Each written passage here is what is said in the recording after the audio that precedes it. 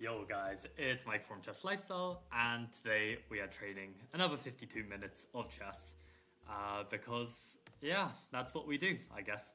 Uh, yeah, I'm pretty tired today because I've been teaching a lot, and I also didn't sleep too well because I was busy playing bullet chess, and I am very happy to say that I have reached 2600. So, okay, I mean, I know it's like only bullet, but yeah, it's still like a nice achievement. And yeah, I'm gonna keep playing, see if I can try and grind to 2700. But yeah, it gets real sweaty when when you're hitting 2600. But yeah, for today, what I wanted to do was I just played a series of blitz games, like six games just now. I shouldn't hide the fact that, oh wait, I realize I'm not sharing my screen. Yeah, then you can see the graphs. Yeah, so yeah, we hit 2600 and just ignore this big number over here. But yeah, I just played some blitz games, six, and I thought we can analyze them together, try and learn something from them. I realized that like the first few games I played 3-0, and I realized like my timing for 3-0 is just completely off right now because of like playing a lot of bullet. But I found that when I play 3+2, then I can kind of like treat it more like a blitz game. So I think 3+2 is what I'm gonna stick with in the coming days. Yeah, went a lot better, I think. Because it, like with bullets, like, you know, flagging is an essential art of the game, but like with blitz 3-0, it's like it's there, but it's not like as prominent, and it's difficult to get right if you're not on 3+0 form, if that makes sense. So yeah, let's analyze this. So what I tend to do is, like, before I click the learn from mistakes, I just have a quick look to see like what opening it was. So it was like this exchange Slav position, and then okay, we get some stuff happening later. Yeah, it looks like I already made a mistake at the beginning, and I believe that the correct move is d5, which I know is good. And yeah, for a blitz game, I should really be playing it. I think for a bullet game, I wouldn't, but for a blitz game, it seems pretty strong. Because we're probably just taking a very big center with e4 and f4. And I think this is almost like, you know, some ideal kind of Benoni, because, yeah, they can't even go e5. Well, apparently not anyway. But like this kind of position. Oh, we can even actually play f4 first to provoke knight g6. Yeah, you still need some precision here. I mean, like, yeah, like a move like e5 could be a bit of a cold shower, and suddenly you're playing like a more Benoni position. So yeah, I need to look into this and really gauge whether this is something I want. So okay, let's say e4. And if knight g6, f4 then transposes when black has this e5 move. But I mean, the other good thing about playing like a setup like this with the white pieces is that black definitely doesn't know what they're doing. I mean, if they play this like knight c6 on move 2, it's definitely not preparation. They've probably just like blundered it. But yeah, I don't know how I feel about this position.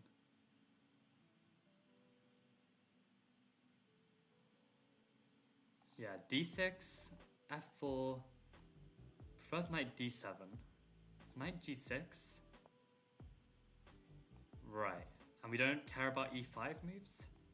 No, we just take en passant and we play against the pawn. Okay. Maybe I'll try this. I know I've tried it before, like, and it's probably been fine, but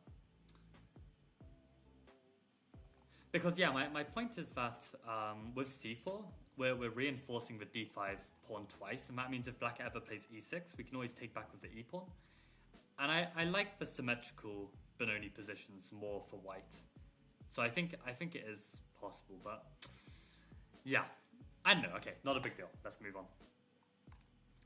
So in this position, yeah, this was an interesting moment where black played a very quick b5. And yeah, a4, I guess, yeah, was the wrong way to deal with it. I was just a bit concerned with knight a5, knight c4. Yo, Ian, how's it going? Life is good, life is good. I reached 2600 bullets yesterday. And as someone who's been an online chess player for a long time, since a kid, I mean, like, I remember the days when I was celebrating reaching 2000. So yeah, 2600 is pretty nuts. But yeah, we'll keep going and see how it goes. Yeah, and today we're just analyzing some blitz games. Maybe we'll do some tactics later. But yeah, my fear was this knight a5, knight c4. This was my fear, which is why I wanted to try and undermine the structure immediately.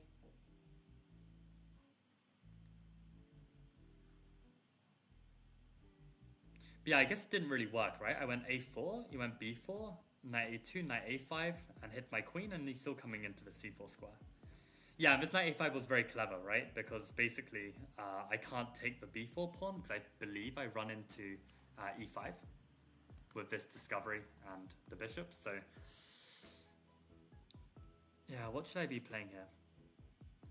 I guess, actually, no, I'm completely forgetting this. One thing that this knight being on c4, it's not a big deal if I can still play b3. So because I haven't pushed b4 yet, it's not a big deal, so I should just play e3. It's probably fine, yeah. And if black tries to get in immediately, we've always got this b3 move. Oh wow, a4 now. Okay, I need to understand this. So b3 it doesn't like due to knight a3.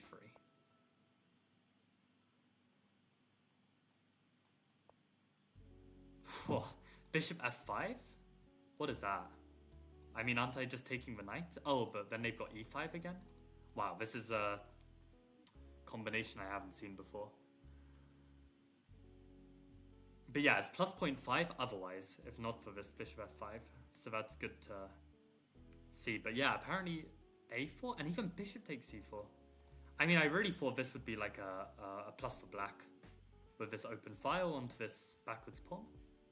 So how am I getting away with this? So if I just castle, I don't know, let's say he plays g6, trying to play for this. Why, just allow it, knight e5? I guess I can't do this because of queen a4, yeah, I assume. Oh, e4 even. But yeah, queen a4 is fine as well. e4, what is this? And if they take? And now, oh, this is, yeah, now there's no bishop d7. So maybe the point is that this pawn structure is actually fine for black, but the problem for black is that they're just severely underdeveloped. Maybe that's the problem. So okay, if we castle and they go e6 and they just get castled, how am I... I break it down with b3. That's so interesting. Yeah, and then if we get this symmetrical pawn structure, then I think we're just a bit more active, and that makes sense why we're slightly better. Okay, very interesting. Yeah, because I'm always very fearful of this quick b5, knight a5, knight c4. So if black is playing it prematurely, there's nothing to worry about. I can just chop that knight and then use my extra development. Okay, that's really good to see. And just out of curiosity, a4 was also good? Yeah, so b4. Oh, you've even got this tactic. Wow, okay. And I didn't have this in the game? So when b4 comes here, right, the knight is still on c6. So playing a4, b4, and undermining the knight like this makes more sense when the knight's on c4, of course, because when you pick up the piece. Yeah, very interesting. Very interesting. Okay, cool. Let's go to the next one. Thanks, Ian, for the congrats. Arjun says, hi, just turned in. Don't want to interrupt your analysis, but let me know if you're up for a game. Hope I'm not being annoying asking for a game at this point. Congrats on 2600. Thanks. In general, I'm not just taking random game challenges in these streams. Like, basically, I don't often have the motivation to work on my chess, so the streaming is like, you know, forcing me to actually train. So my only exception is if you happen to be a 1d4 player, then I would be open to playing a game, just to practice a new opening. Actually, like I've been looking into a new opening, and I just want to test it out because I actually haven't tried it yet. So yeah, maybe a bit later we can try that. But yeah, appreciate the considerate message as well. And no, not annoying at all to ask questions. You can ask any questions you like on this channel. Yeah, so okay, queen d2 was now -3. So I completely messed this one up.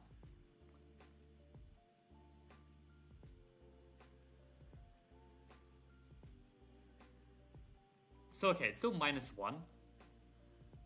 So that suggests to me, I mean, why did I even play queen d2? I mean, it feels kind of unnecessary, no? When I haven't developed, like, what am I doing? I mean, this is the first Blitz game in a Blitz session. I mean, you know, sometimes I need a bit of warming up to get my chess brain working. I mean, maybe I was scared of something happening on b2, but probably bishop d3 is just fine. Yeah. Wow, and black has to play very precisely with bishop b4, otherwise they even just give up the advantage. Wow, okay, so this line of taking a knight c4, oh god, taking a knight c4 isn't even a problem because you just castle, give up the pawn, and I guess you're gonna win something back. Queen b1. Yeah. Interesting.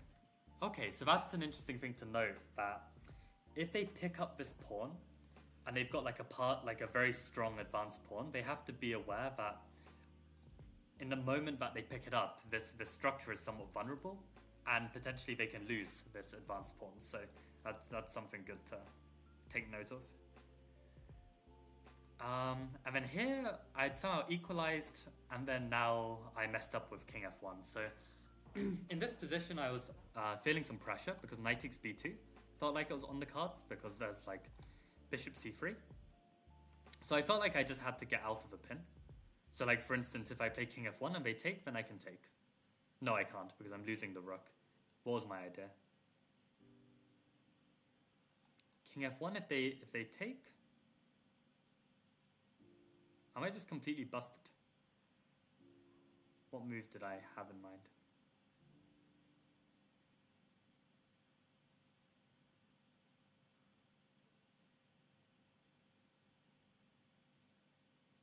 I have no idea. King f1 if they take on b2, what am I playing? I'm wondering if I can get away with something crazy like knight a2, because I have a discovered attack on the rook, and if they take, then I'm fine. But if I play knight a, so king f1, knight b2, knight a2, what if they take my knight? I take their rook, I can take the other rook, but then they queen. God knows. I don't know, king g2, and maybe it's playable. I feel like I'm worse there. I feel like I'm definitely worse. I have no idea. Actually, I want to look at this. So, if I skip this move for now. Yeah, I want to just see this king f1.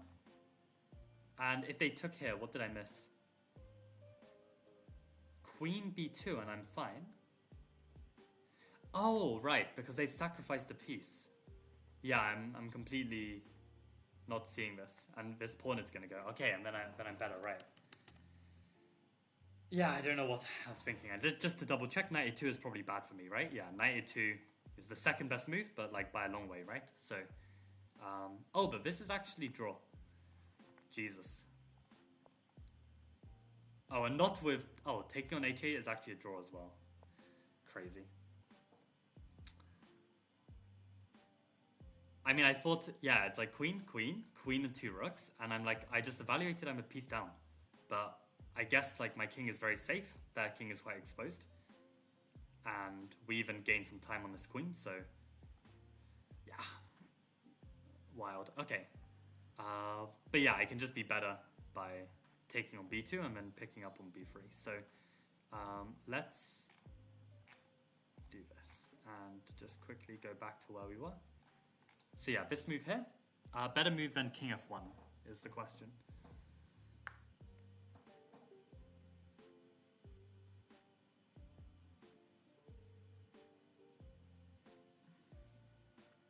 I mean, to be honest, king f1 looks good now. I mean, maybe no castling. There's this problem. Surely king d1 makes no sense. I mean, we wanna come to g2. So what other useful moves are there in this position? I don't see a single useful move. Maybe like h5 or something, just to like have it not be pressured, but I feel like king f1 is the priority here to be able to come out this way. I mean, is there any drawback of them taking? Could this be risky for them for some reason? I mean, they can't take immediately maybe, because then we take on d5. Yeah, maybe that's the point. So what, if we castle? Yeah, maybe it's just better. And this rook takes h4 isn't something to worry about. Let's try it. It's the only other move I could see in the position. So yeah, in this position, castling is the only other move. But apparently a lot better. A lot better. Yeah, and rook takes h4, there's knight e4. Yeah, and if takes, then we take. Yeah, this was something I was a bit worried about. I remember this now. So I was a bit scared if they take. Because my thoughts were maybe they can like sack the rook with check or something and have a discovered attack. But yeah, I guess, you know, it's still protected by a pawn, so I guess it's nothing.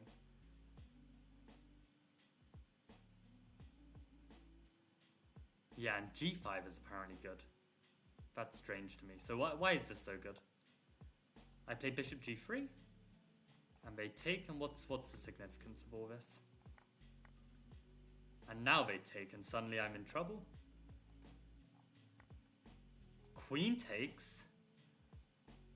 Oh god, that's nasty. And I guess the argument then for castling is that, yeah, if I'd castled and we get the same line of g5. Wait. Oh, there's no g5 because, so in the previous position, g5 was possible because we can't take due to this. But maybe after castling then g5 is not really an option. So we can just take it. And we don't take this because of this, but this is just fine. Fair enough, okay. Jesus. Yeah, so okay, king f1. Oh, and this, okay. Back to making mistakes, so knight e4 is apparently blunder. So my instinct here would then be like king g2. If we can actually just ignore this, because on takes we can take, then probably just king g2 is like the safe bet to play. Yeah, this one's correct. Yeah, and apparently we're fine here. So knight e4, the reason why this is so bad is because knight d2. Why is that? Oh, and there's this. Oh, I see. So I guess it's like just safety first. I mean, I think I don't know if I even understood that this was actually fine for me to allow this. So I think I just wanted to get the knight out as quick as possible. But yeah, that's a nice move, which my opponent missed. And then, oh, and then I won. And then I won. So I played knight e4, and then they played knight e3. I guess with that same idea, because if pawn takes, then this happens. And I just took with the bishop. And then he played the move rook c2, and then he just resigned, because I guess I'm just going to take, and then I'm just up a piece or something. So yeah, solid 2400 game right there. Hard work pays off. Yes, Iron. Absolutely. Arjun says, totally understand. I've got to go soon. I play a certain default opening very often that got me to 2000. Okay, nice. When you say a certain default opening, I guess you don't mean d4, c4, so you play like a Jobava or something. Annoyed of playing less rating players? Nah, I just annoyed of playing all players. Like the thing is for me, it's like when I play, like I really want to exert myself, and it's like when I play viewers, it's kind of like a bit too casual, you know? Like I want to like grind for some like rating or something, some made up rating that doesn't even matter. Nah, it does matter. It does matter. I'm being too cynical.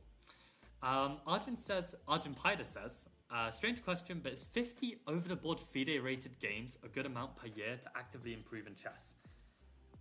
50. I'm trying to remember. I remember like a GM gave some advice on this.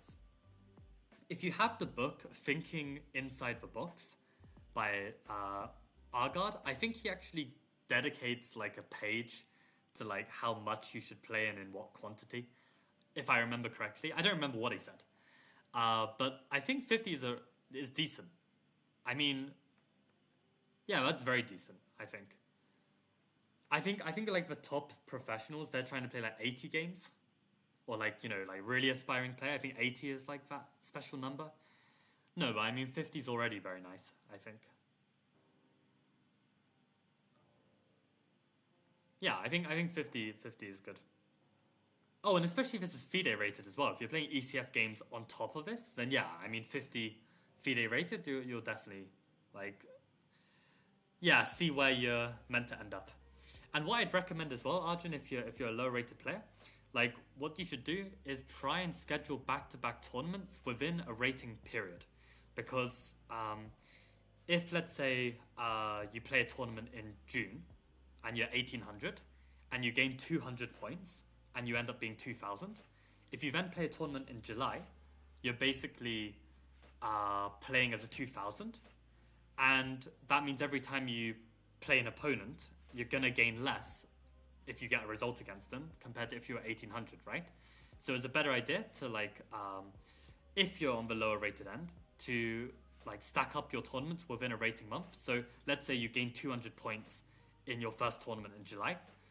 Your second tournament in July, you'll still be 1800 for that tournament, and then you can like try and gain more. So if we're talking about like, okay, to be fair, you said actively improve my chess, not to actively gain rating. So, okay, I guess this stuff doesn't really matter as much. But yeah, in terms of like scheduling tournaments, I think this is like a kind of recommended thing to do if you're looking to gain.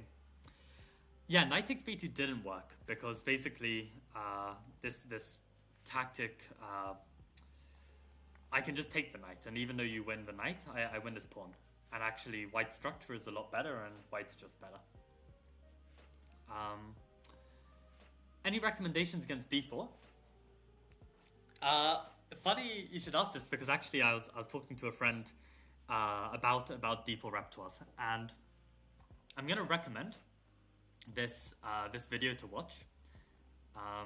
It's on Check Benoni, and if you like kind of like strategical closed games a bit more, I think it's really great. So Check Benoni, Miodrag, Prunovic, the Butcher.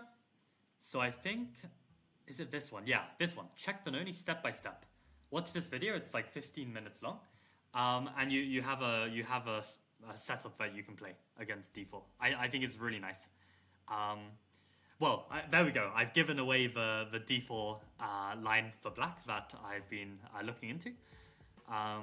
So a friend of mine as well recently released, well, actually he hasn't released the chess course yet, but he has created a chess course on Check Benoni, and he was sending me some of the video files to like watch over. And I think it's really interesting. It's like, Engine doesn't like it, but it's like, it's really thematic, and I like the ideas. So I think this Check Benoni, it's really promising actually.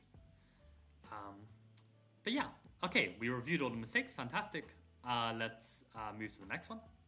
So yeah, this was one of my first ever revelations with online chess, which is never to accept a rematch if you feel like the opponent played like a decent game or something, and you feel like he's gonna be like pumped up and ready to get revenge.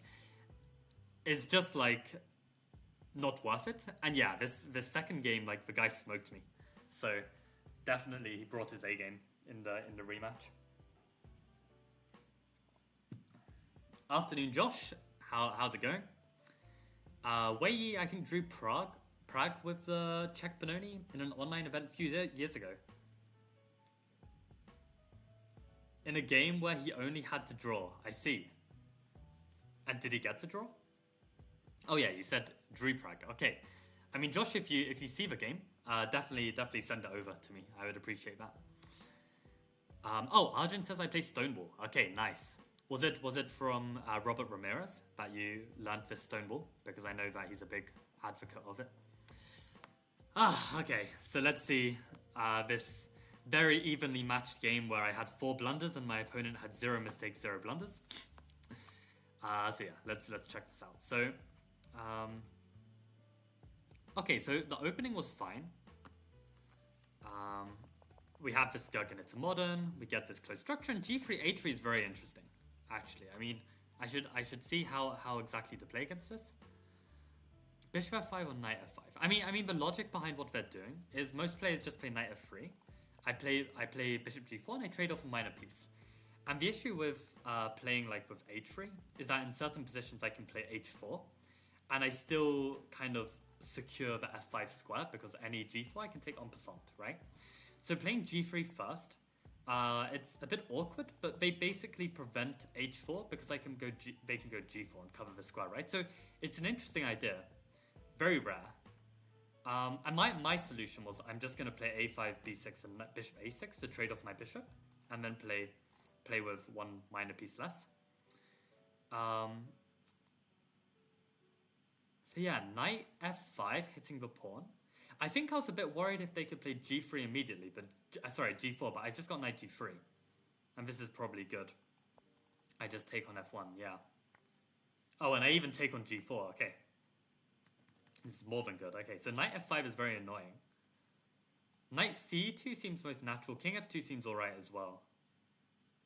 Oh wow, I can even go H4 and Knight G3, I guess. Okay, that looks okay, although...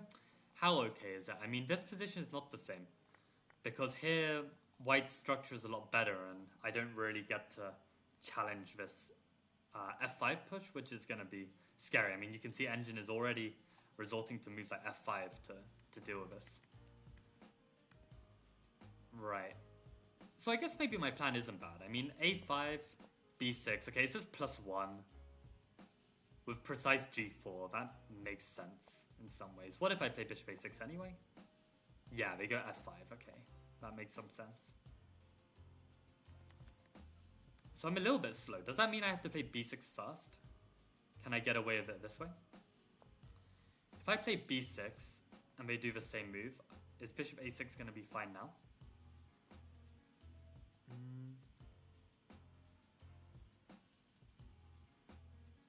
I guess white is still hoping to get in G4.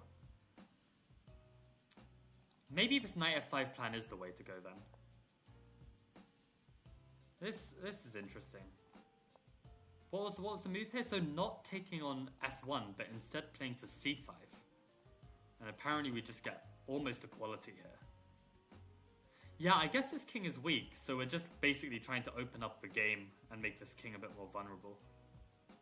Play Knight C6. Yeah, I can kind of believe this. I can believe this for sure. Yeah. Okay, that's good to know. So Knight F5 hit the pawn H4 C5. Yeah, okay, I can play this. Yeah. So in the game, I just oh no, I did not do this. I played A5, traded off my light squared bishop, and yeah, solidified my pawn structure. He goes for G4, but the point is that's why, see, like it's very important here. I don't play E6 at this moment because G4 comes and my knight is a bit like awkward, right? So right now he can't go G4 because I can take and I can take the rook. So it's a rule that as soon as your opponent, okay, no, I can play E6. He can't play G4 and I can still have bishop F8 because the rule is as soon as white castles queenside and the rooks connect, then G4 is a serious threat because I can't just take because the rook is protected. So I must have this G7 square for my knight because when they take me, I want to take back and keep the structure intact, right? So So here I have knight g7. And that's why I need a precise bishop f8 to reroute the bishop on e7. So this opening is all about like timing of maneuvers. And it takes a lot of experience.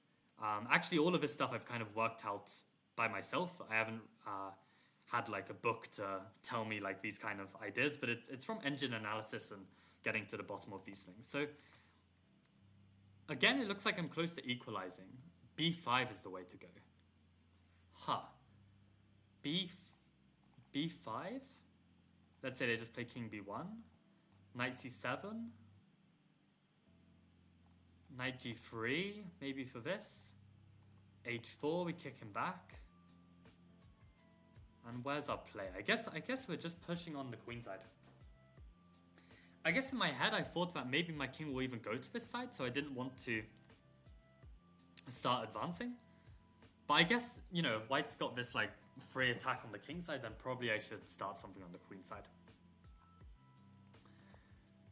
But yeah, instead, how do I deal with this? Yeah, but I felt this was a bit trash, to be honest, but I didn't really know what else to do. I was a bit concerned about this pawn that maybe one day it becomes a bit weak.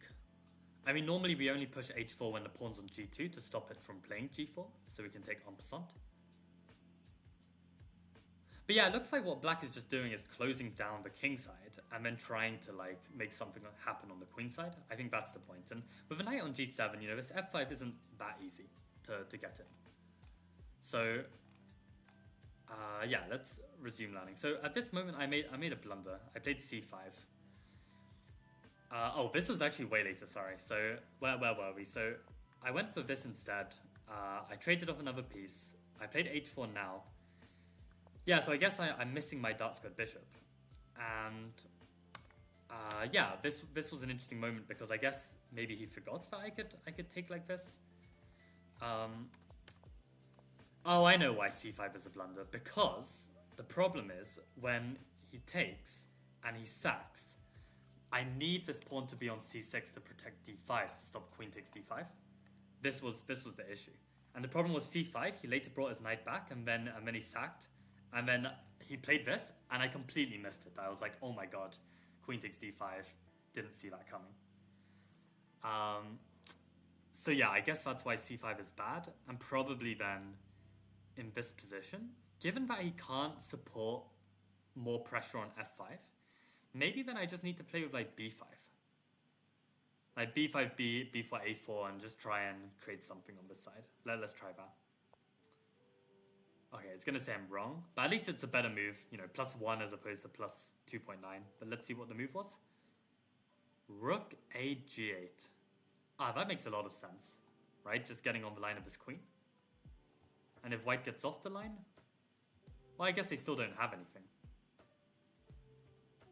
We can just head our king over to this side of the board. Okay, what are they doing here? Probably this. And we're somehow just holding this. We even go back. Yeah, I guess there's no reason to be on the g file. And it doesn't look easy for white to break through. That's very interesting.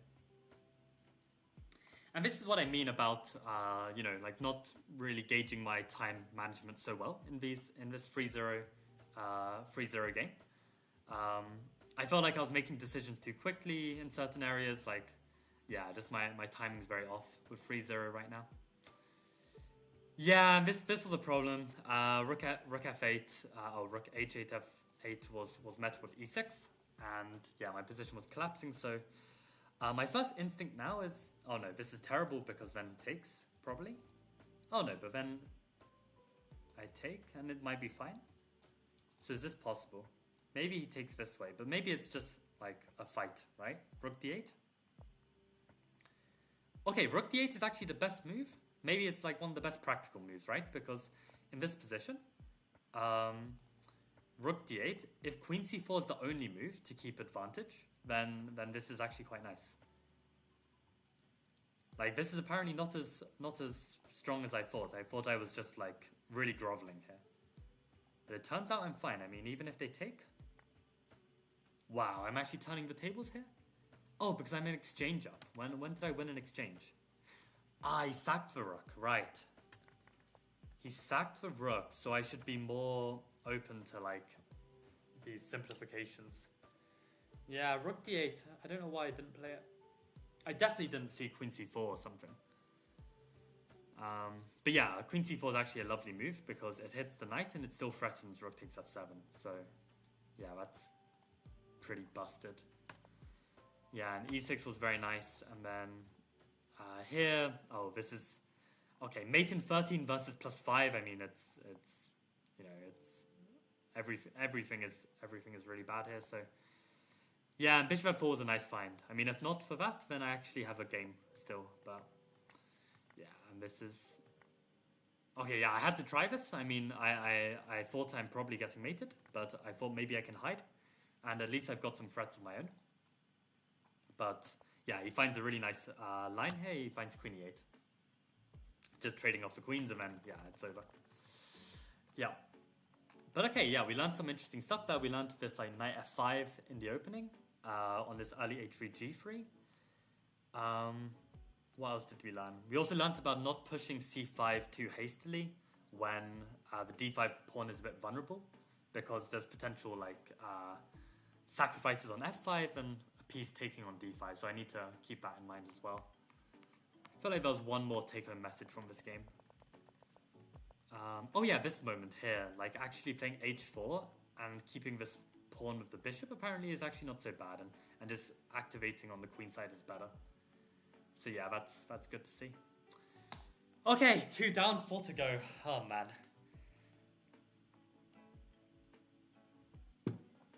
Yeah, as much as like this is interesting and I'm drawing like good conclusions, it's still like a lot of effort, you know. And I'm I'm a guy who doesn't like putting so much effort in. I mean, I'm also exhausted from my bullet grind yesterday. I was just like, today is the day I want to hit 2600, and I got to 2599, and then I went back down, and I was just like, nah, I'm making 2600 today. So yeah, it was rough. What are people saying?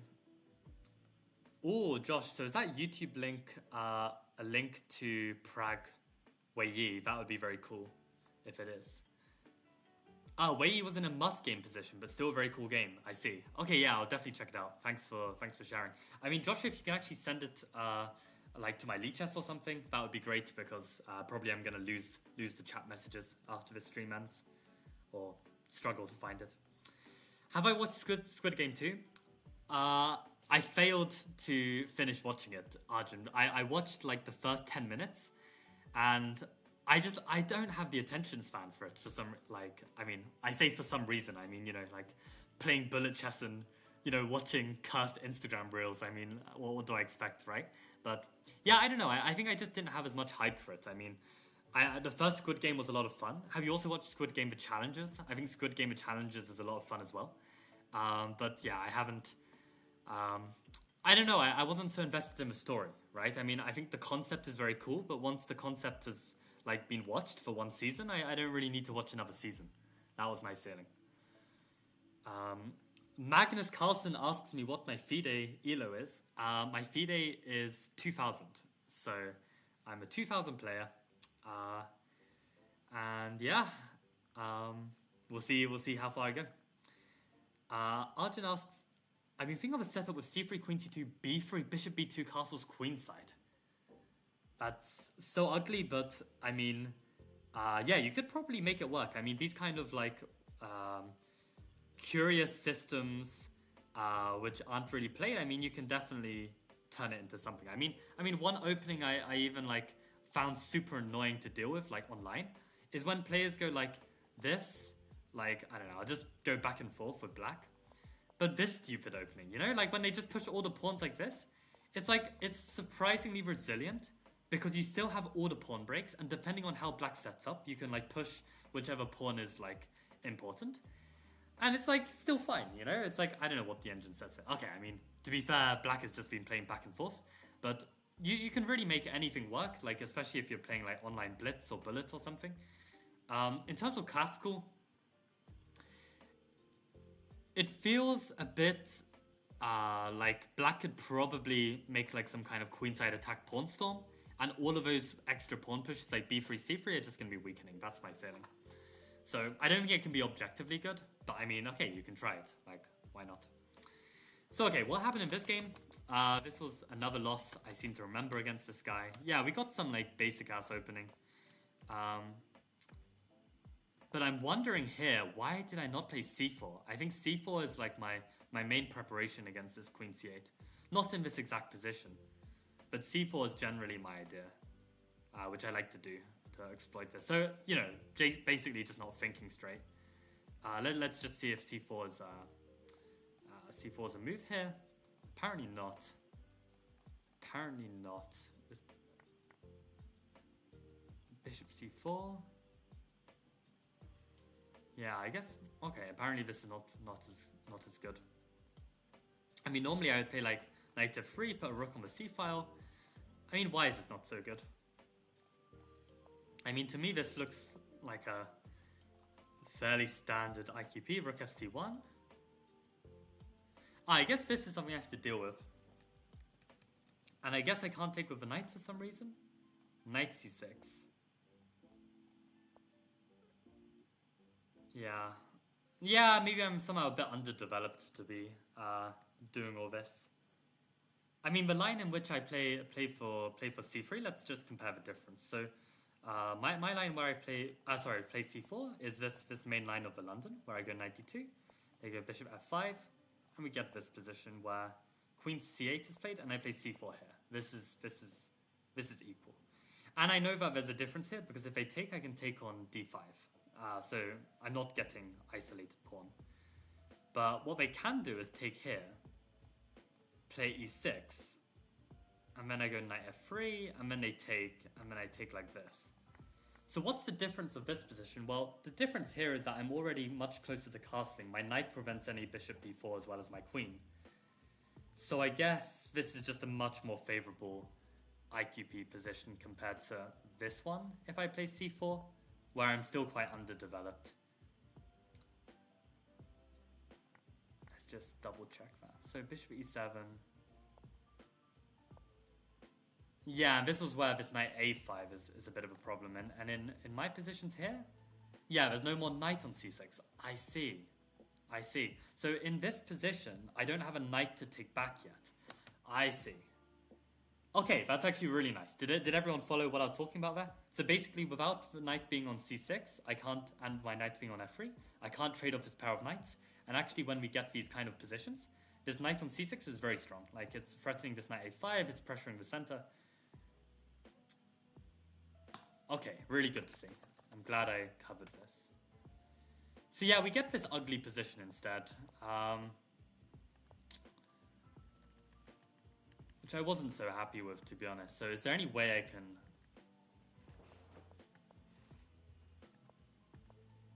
make this better? I mean, one rule I kind of came up with, which I clearly forgot in this game, is I wait for black to actually commit the c-pawn before moving queen b3. I found that generally works better than playing queen b3 immediately, because this is somehow actually very solid.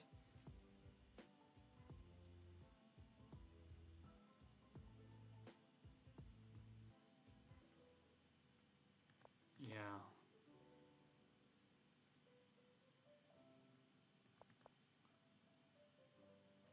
So there's queen d1 here. That's interesting.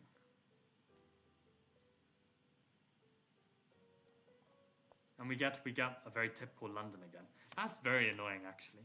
This move order with e6. Don't know if I can even avoid this. I mean, I could play c4 now. Apparently this is good. And if black plays c5, now we're in time to play knight f3, right? Which is more of a priority than playing knight d2. So maybe this is actually the way. Yeah, maybe that's the way to do it then. On e6, play queen b3, and then play for c4 immediately as we see this.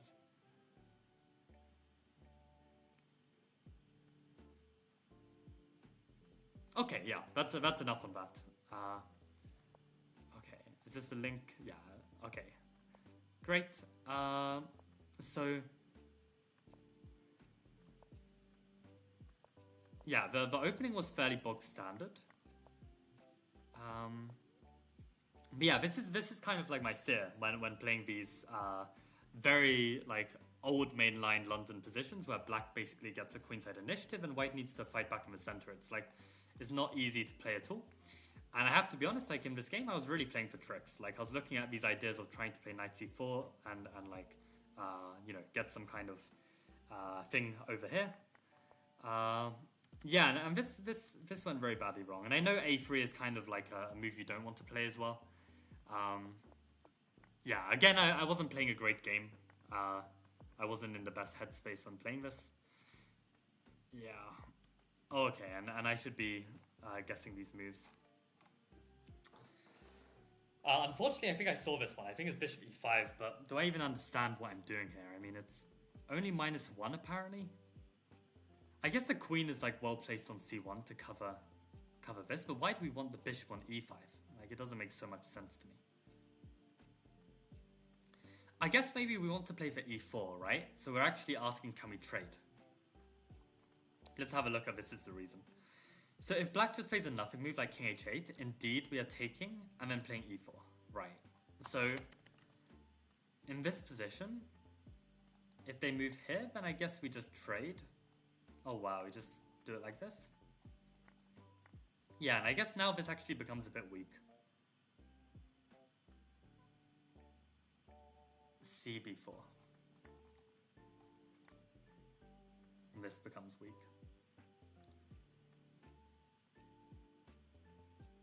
I'm surprised this isn't a move. I guess probably like our back rank is like gonna be too vulnerable.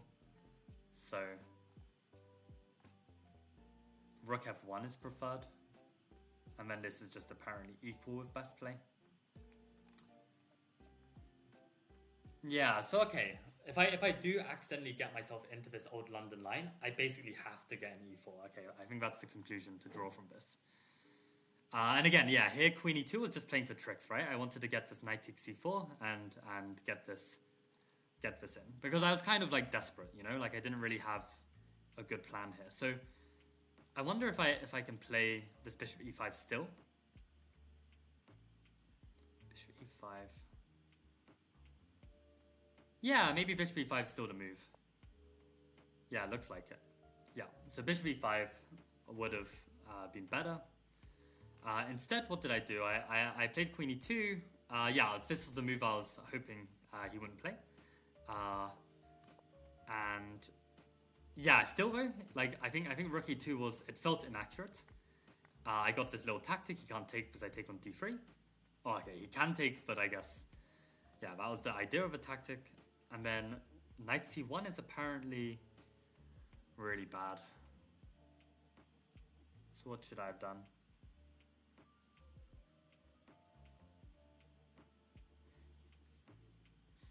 And I'd recommend you guys do this, by the way. Like, I'd really recommend that you try and analyze your games and try and get as much out of them. I mean, you can see the amount I'm getting out of these games.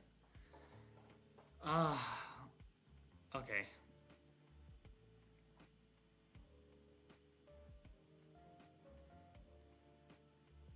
So I'm kind of confused, like, if not knight c1, where else? I mean, this doesn't look so appetizing. Knight c5, does this not just hang a pawn? Like, what is... I mean, it could be this, with the point that we get some counterplay with queen a4, maybe? Maybe this is our best hope. But even with queen a4, I mean, black is so solid. I don't really see what we're doing.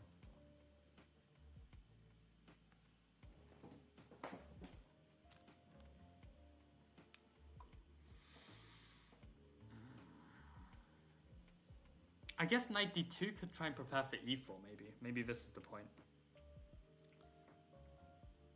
But we still can't play e4. There's still 1, 2, 3, 4 pieces on it. I don't know. I have no idea. Let's try knight c5. Yeah, apparently knight c5 is correct, but why? So if takes queen a4 indeed. I just didn't see anything here. I mean, what are we even doing? Let's say they just play like, I don't know, some rook move to take this pawn. Aha, so we can defend it with bishop e5. Ah, okay. So c3 is kind of holding the position together, and with the pawn on d4, the pawn is actually much more difficult to defend, but bishop e5 defends a bit. Okay, and then it's just one pawn, I guess. And we have bishop pair. Okay, I can start to like this more and more, actually. So okay, good to see that. I completely misevaluated that. And okay, that was it. So after this moment, I think things just kind of went from bad to worse. Yeah, this was terrible. Absolutely terrible. Like, my pieces were so tied up, and okay, I managed to unravel a bit, and I thought he messed up here. I just took this bishop, but the point is the pawn is too strong. So then he makes a queen, and I'm lost. I thought I was unraveling for a split second, but never quite was. Yeah, of course, play it on, you never know, and no stalemate. I mean, I guess it was close. But yeah, not quite. Okay, nice. So from this one, what did we learn? We learned some stuff in the opening. So basically, maybe on this bishop f5 with e6, we can actually... Yeah, maybe we can play this like queen b3, e3, and then... wait, what? We're +1 here? Oh yeah, I thought I had played queen c8 already and going crazy. So e3, e6, and then c4. I think it's something we can try. Let's have a look. Yeah, so always meet bishop f5 with queen b3 then. Okay, I think I can experiment with this. Play for c4 here. Yeah, and if ever any c5, I need a knight on f3. I think that's the rule. Yeah. Okay, we can try that. We can try this for sure. Yeah, so that was one thing. And then what else did we learn? Oh yeah, we learned about this idea of bishop e5 to take away the knight and play for e4. Yeah. Okay, cool. And I need to be very careful with this line of bishop f5 and e6, because if black gets in c5 and I can't beat c5 with c4, then I have to live with the fact that I'm going to get this old London main line style of position, which I don't like. So yeah, I need to be very precise here, actually. Okay, that's good. Yeah, let's do one more. So 2 more to go, or 3 more to go. Oh, this already has analysis. That's great. In that case, let me click analysis for the next one to speed it up. Okay, so let's do learn from our mistakes. So, a whopping 8 blunders in this game. So until move 19, we're actually doing okay. So let's have a look at what happened. So we got this Garganitza again. We get this trade. E6 is inaccurate. Plus 1.5? You've got to be kidding me. Engine doesn't know what it's talking about. So it's at h4. Yeah, that's the other thing as well. When Engine does like a run of the analysis, it's not always like accurate. It's on pretty low depth when it does this. So yeah, this was all fine. I've equalized. Engine even says black is slightly better. Not surprising. But apparently I start to go wrong around here. And knight c5, b6 was apparently very bad. I knew that like it weakens c6. I just thought that it's fine. But actually, this is very unnecessary, isn't it? I mean, I could just play queen... No, I was worried about this kind of tactic, right? But I guess queen c7, if they take here, I can take here. And if they take, then I can take, right? So maybe just queen c7 and play knight d7. I think that's probably going to be the reason. And apparently this is bad. Maybe they can sack everything, I don't know. And maybe this is like not as good to sack everything. b6. Why is b6 plus 1.7? We'll have to see.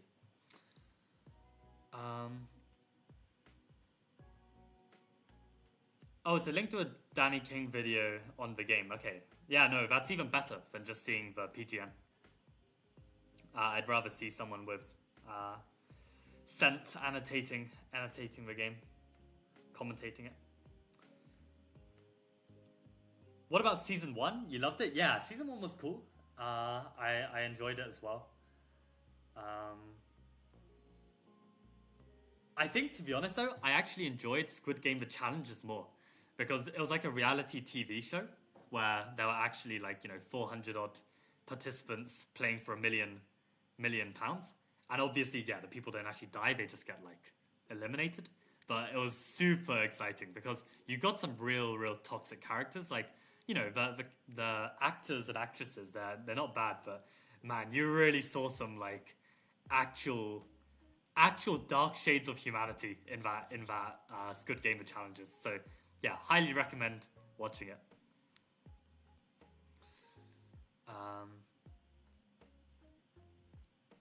I wish there was a chess scene at the end. Can you imagine? They have to play chess instead of Squid Game. Welcome Arsene and welcome Faz. Welcome guys to the stream.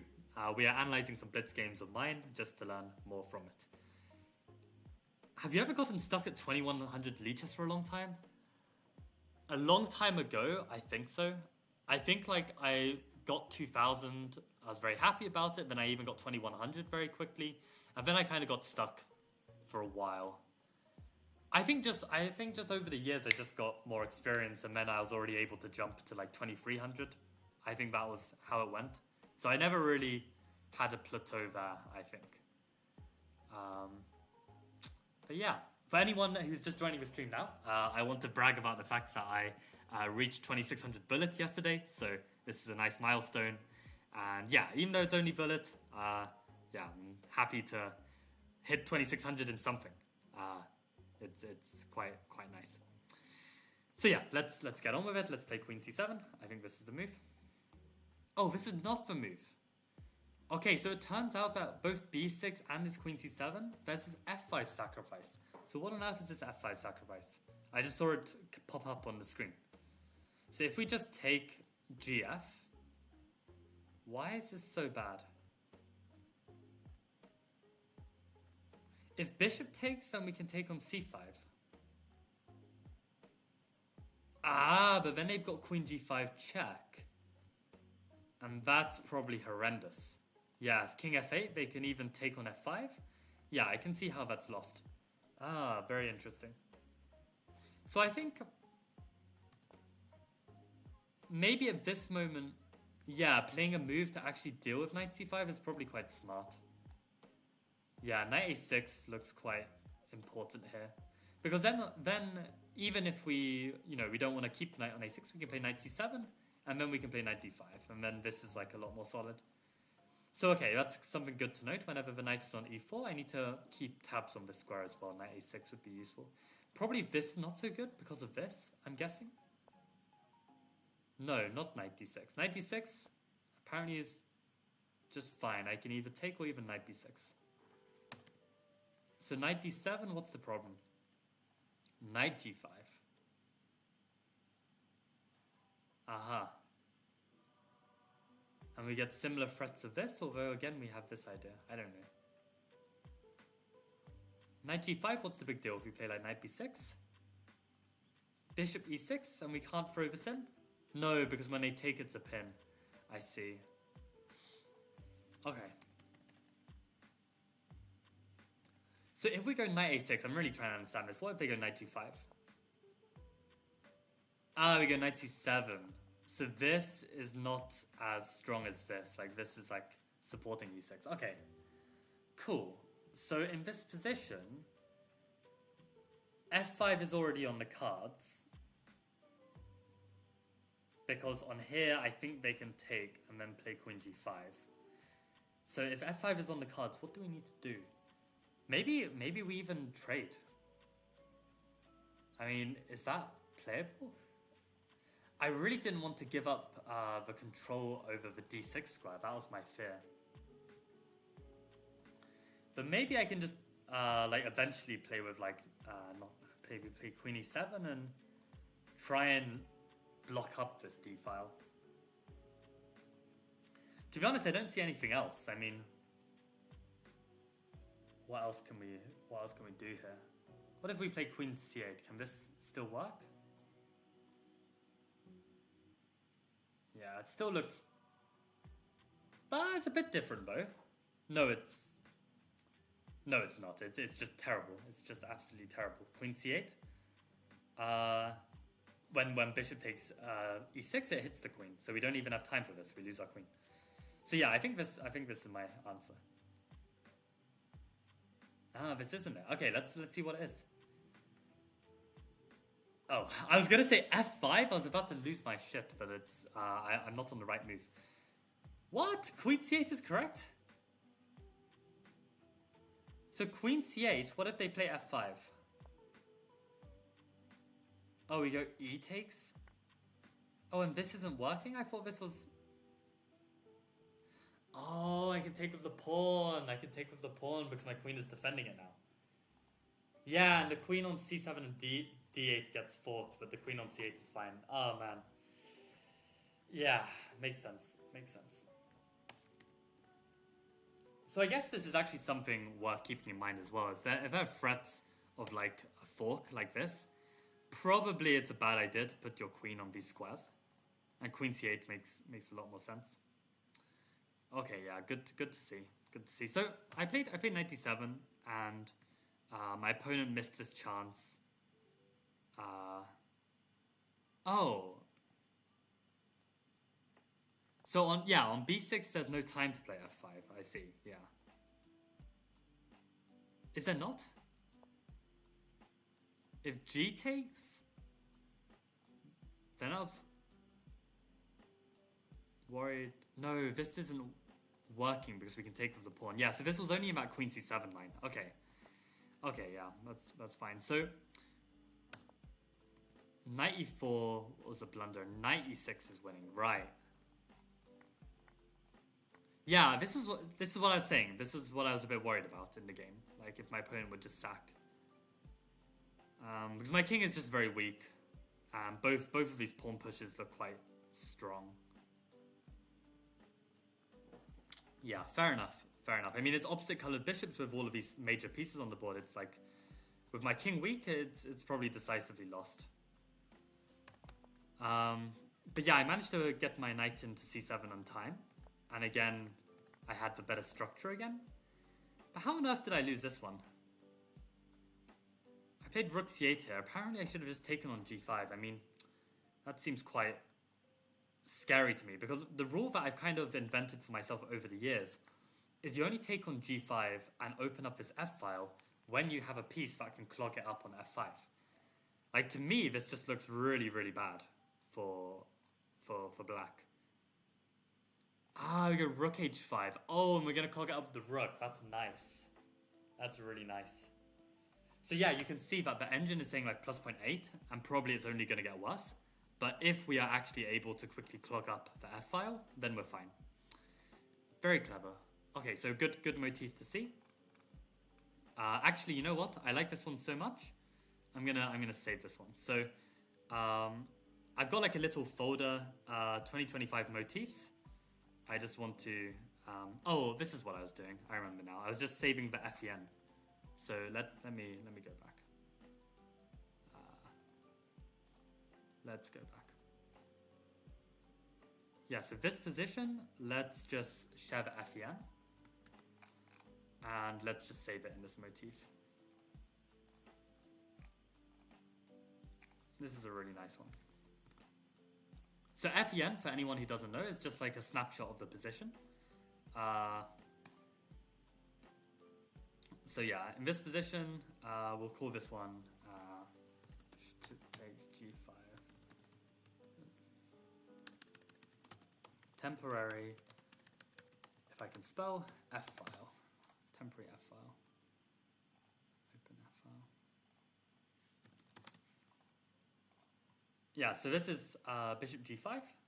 And normally bad to open f-file, but rook h5. Yeah, and basically we are in time to clog this up with rook f5. We are able to clog up f-file. Cool. Okay, so that's very nice. So yeah, in this position I missed this chance. I instead played for the c-file. What, I'm actually better here? Rook takes c2 is better, seriously? Oh, and we get the same motif. Okay, fine. So we do this and then we play for rook h5 again. Okay, Fair enough. Yeah, if it's for a motif, then that makes sense. Instead, I played for this. Oh, it was a draw. I thought I lost this game. I was thinking, like, how on earth did I lose this? But yeah, this was my plan. And I thought this was, yeah, this was very clever because, yeah, I wanted to get my bishop in here. But on bishop b2, there's knight b1. So that's why now I can play bishop c1. Ah, I messed this up. Yeah, this was my problem. I thought I would just zip these pawns off, but the problem is I'm one tempo too slow. He takes, I take, and he goes back to f3 and defends it. And then these pawns, unfortunately, aren't fast enough to get moving. And the issue is that white has a chance to make an outside pass pawn if my king goes this side. So basically, I just don't have any winning chances. So I guess taking here is probably correct then. Because yeah, when they take, then I can actually win a pawn. Yeah. Yeah, this would have been better. And how are they doing it? Oh, that's so nice. That's so nice. Put these pawns on light squares and put the bishop here so that like we're covering all of the entry points of this king to get to these pawns. So I actually pushed these pawns too far. You'll see that I pushed the pawns like this. And this was just really ugly, right? Because now I'm like constantly having to worry about this. I mean, I was trying to be a bit tricky, like hope that he takes it and then do this discovered check and try and make a queen. But yeah, from a strategical point of view, this line is very nice just to keep that king out. And how am I winning this? Let's just take a look at the top line.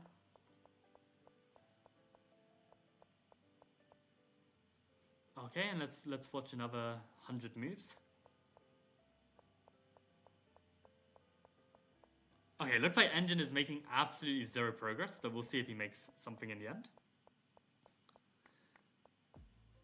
Right, wow, look at that. So he fixes white's majority on the king side. He prevents any entry on the queen side.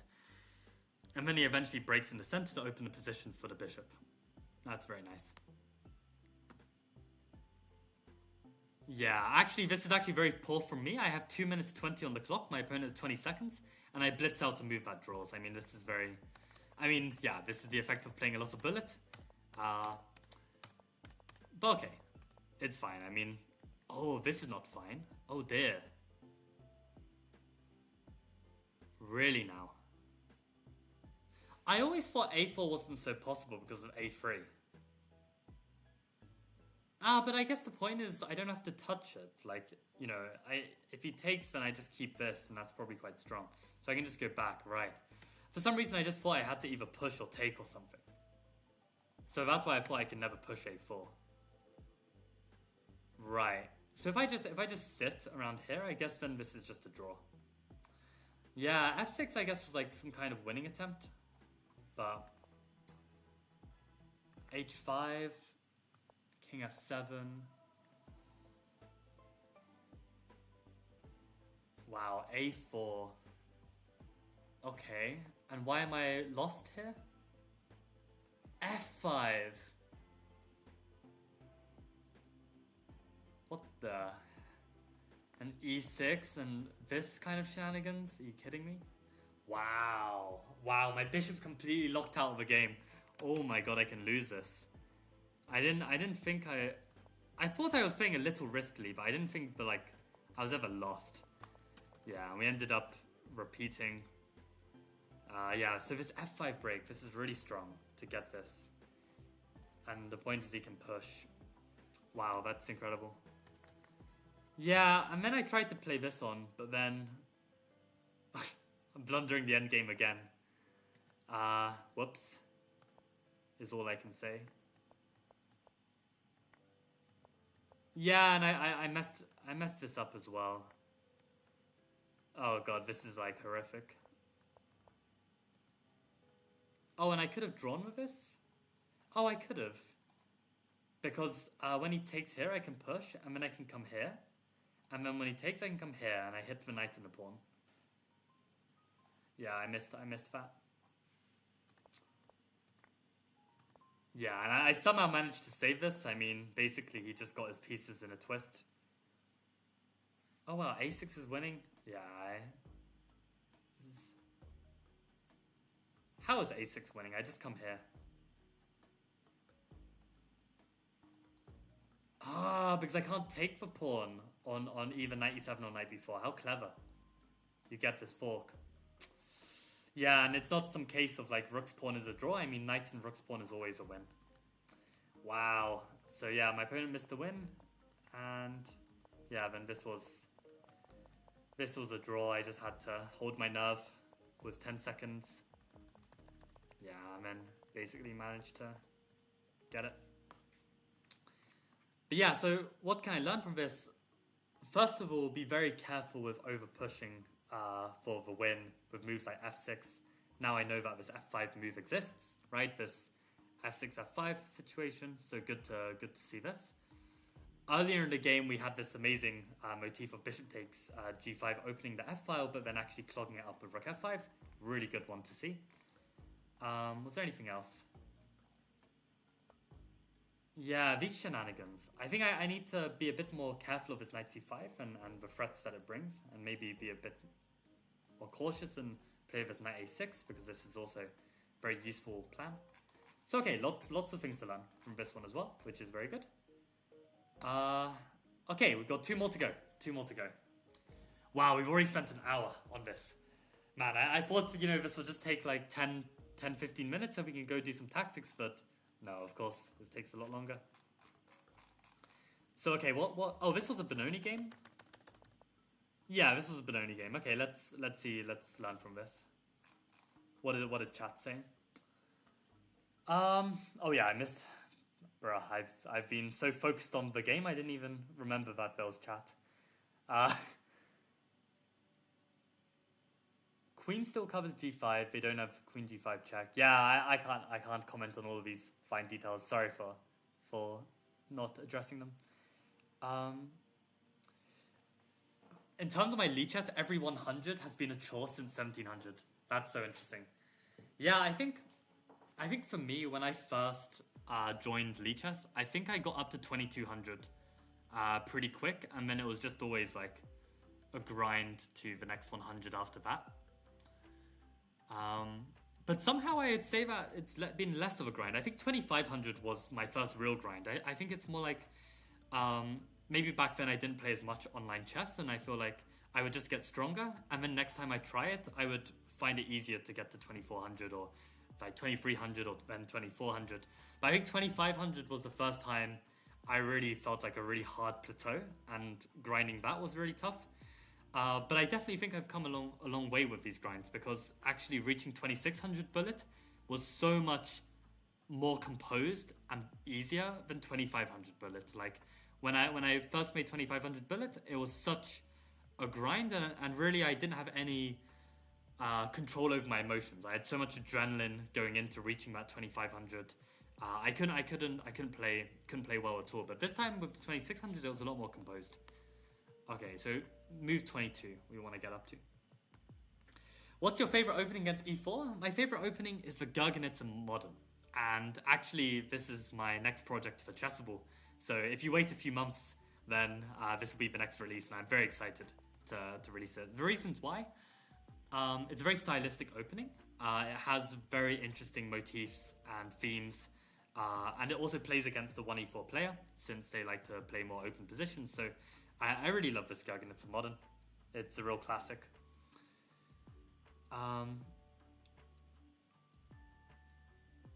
Oh, why a4 matters in this sequence? Faz. Yeah, sorry for missing out on that. Do we want to go back and find out? I think I'm kind of exhausted, to be honest. As I said, Faz, like I had very bad night's sleep, so yeah, I think I'll leave it. Joanna says, I love your content, but analyzing 3-0 to this extent isn't for me. Fair enough. I mean, as you can see, at least I can see, the last 4 games that we've analyzed, I have pulled at least one major tangible thing from it. And for me, to gain something tangible, this is huge. I mean, like when you study books, like you might read a whole chapter and there'll be like one useful thing from that chapter, right? It's like when you get stronger, it's very sparse to like actually get stronger, like learn stuff, right? So I really think this analyzing games and even analyzing blitz games is the way to go. And I have one person I can quote is this very strong player in the UK called Finley Bocott Terry. He's like a national master. He's like 2400 ECF, 2300 FIDE. Yeah, we had a really good game in the, I think it was like the Leicester Rapid play. He ended up winning it on like 6 out of 6 or 7 out of 7. And our game was the last game in the hall. Like, we had a really good fight. It was a really close game. I lost. But afterwards I asked, like, yeah, what are you training right now? What are you doing? And he basically said that, yeah, I'm not really doing any training except analyzing my blitz games. And I was like, you're kidding me, right? Like, this is all you do? And he was like, yeah, this is all I've done for the last, like, year or something, and this is why I'm improving so much. And I was also quite shocked by it at first, but I think it really pays off. Like, you can see, like, you know, once you've got your opening repertoire set up and you're playing this same opening again and again, the amount of insights you can gain from this, firstly, like, insights in the opening, but also the insights in the resulting middle game, I think is just fantastic. So yeah, that's my reasoning for doing this. 2200 is my 2025 goal. Nice. I like it, Josh. I think having some of these rating goals is very good for just motivation. I still, as per the video I released on Chess Lifestyle, where I was talking about some goals, I still have this ambition. I think for 2025, I want to get 2700 bullet, 2600 blitz. Okay. Oh, and 2800 puzzles. I think this was another goal. So yeah, I think this, in terms of an online goal, this is what I'm hoping to achieve. How can you be stronger in bullet? Isn't it harder? Not at all. I think bullet is actually the easier one to gain rating on out of bullet, blitz, and rapid. For me, it kind of feels like bullet is easiest, then rapid, then blitz. But I know everyone has the different strengths, and I know it's not the same for everyone. So yeah, like that's just how it is for me. Yeah, like, you get a lot of learnable moments, and also, like, blitz games are really your intuition. So if your intuition is bad, then, you know, you can really fix it, like, from doing this. Okay, so Queen e7 is some kind of, like, funny prep of mine. It's not very good, but it's not easy to play against. Also, nobody knows it, so yeah, you can see, like, I got a decent position from here. But yeah, apparently this position is plus 0.5, and yeah, I should be playing with knight e5 here. Now, to my understanding, I thought knight e5 wasn't so good because they can play knight d2 and play for f4. And I feel like this knight is... but then I can play g5 here. Right. Yeah, maybe this is fair. Maybe this is fair. Let's actually... let's close this for a second. So let's just have a look at this. So knight c7 turned out to be premature. Knight e5 was the way to go. And here we've got g5 to stop f4.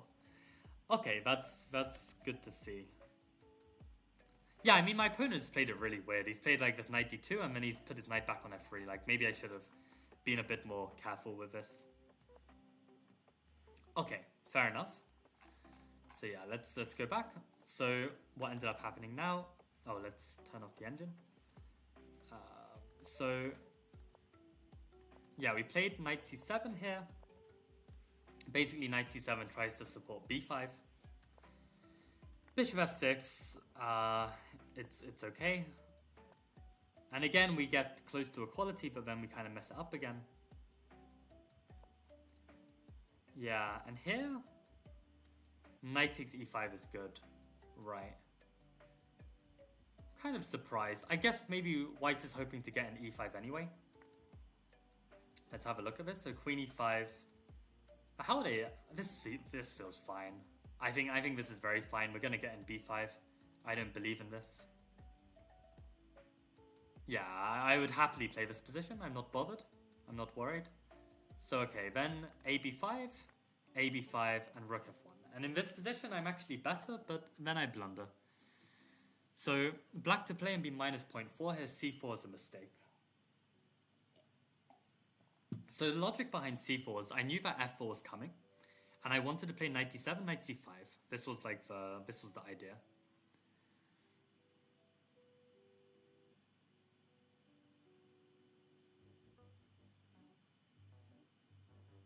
So what am I supposed to do here? Oh, it's probably g5. Man, it's I don't know why g5 like completely slipped my mind this entire game. I'm almost like without even calculating or thinking anything, I feel like g5 is just the answer. Let's play it. Yeah. I don't know why it's just a motif I completely forgot. Yeah, to deal with f4. So yeah, okay, that's nice. So yeah, the idea is that if f4 ever comes, I can always take it. Yeah, my structure gets a bit ruined, but this knight becomes such a beast on e5, and I can even use the open g file. So yeah, I forgot I can play g5. Otherwise, I would have done it. Yeah, and then we just have a nice position because we've got like a bit of a queenside initiative here and got a nice knight. We've traded one minor piece, even though it was our nice bishop. Well, our bishop covers f5, so yeah, this is just fine. It's just good. Yeah, okay. So I blundered this. E5. Okay, and black to play here. So d5 is apparently a mistake.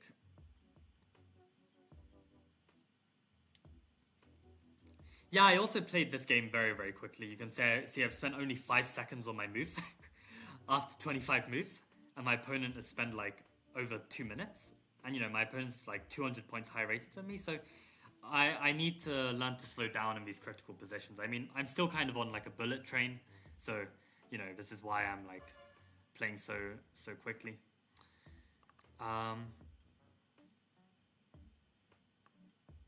Now when I look at it, my first instinct is maybe queen e7. And maybe if they take, I can take. But then they take here, it feels quite ugly. I don't know, like I'm not so pleased with that. So we're actually equal here with what move? A funny move that just crossed my mind was bishop f5. If they take here, we take here, but maybe they just take here. Yeah, maybe I've got b4, the knight moves, and I try to pick this up. I don't know, it's very complicated. I don't believe in it.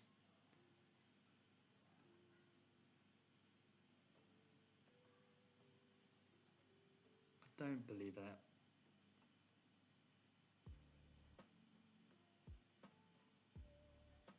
Maybe the idea is just like queen g7 or something. And if they take on d6, then we just move the knight. Actually, queen e7 with the idea to take on d6. Maybe that's just fine as well. Oh, that looks completely fine. I mean, it doesn't look like they can dislodge our queen, so it will do for now. And we open up the rook. Yeah, it's just queen e7. Yeah. Oh, apparently not. This is plus 0.7. But at least, okay, it's not a bad move. And queen h4 apparently is good.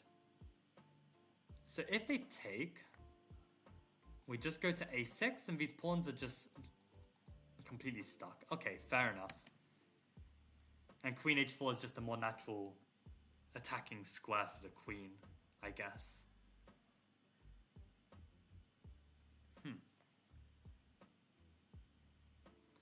To me, queen e7 feels like a more useful square given like the pressure on the e file.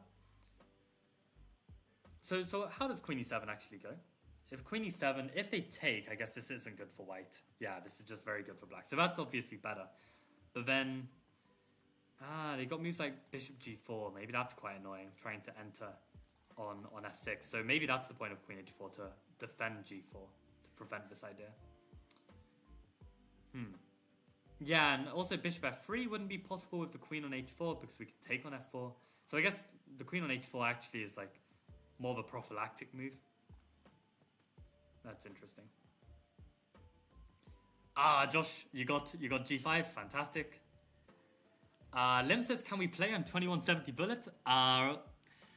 Probably not, man. Like, yeah, these streams are just for me to improve and train. And yeah, I'm not gonna really like either be grinding to 2700 by playing you. So yeah, unfortunately, I will have to decline.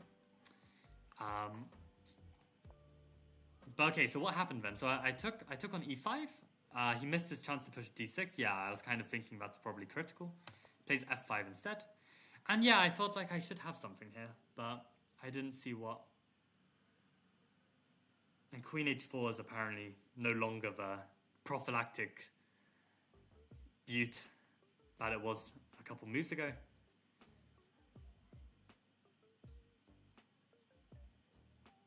So I guess my concern is that, you know, there's a threat to make this discovery, and actually, I wonder if I can actually just take. Because it's not like, you know, white's going to get this typical kind of battery. I mean, the pawn on c4 prevents that. So maybe this is nothing to worry about, and therefore I should just, like, get on with something, maybe, like, push e4. If they take, I can take on g6 and just try and plant a knight on d3. Like, the more I look at it, the more this looks like the way to go. Maybe on e4, they can try and play these annoying moves, but how annoying is it? I can play queen g5. Doesn't seem that annoying. So yeah, let's try e4. I'm lost. Oh man. Again, because of this d6 motif. d6 is so strong. I just played knight a6. What's the big deal? I don't see what the big deal is. I mean, I'm covering the square. Why is this so strong? Maybe it's because they want to bring a knight in, right? Maybe that's the problem. Like, the knights are going to come in. Then I'm going to experience a lot of pressure, right? So probably they want me to fix my mistake. Well, okay, it wasn't really a mistake. No, I just need to blockade. I just need to blockade. I think I need to just stop this d6 move. Yeah. Okay, that's good to see. So yeah, d6 with the knights coming in on e4 is a bigger deal. If I can prevent it with queen d6, I should definitely do that. Okay, good. So yeah, queen h4, then d6 was playable. The knight came in. And yeah, I blundered a tactic here. Yeah, he had knight, he had queen takes e4, queen and knight f6, which I missed. And then I'm dead lost. I mean, otherwise, I think this is a very interesting move because I cover f6. I threaten knight g3. So I think it's fine, other than this tactic. Oh, and I've unfortunately looked at what the right move is. So in this position, king g7 or bishop b7. Bishop b7 was another candidate move I remember in this position.